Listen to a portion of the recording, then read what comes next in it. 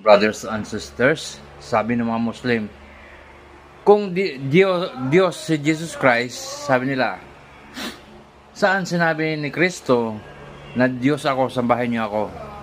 Bakit? Kapag sinabi ni Jesus Christ na Diyos siya, may mga ibang religion pa kaya?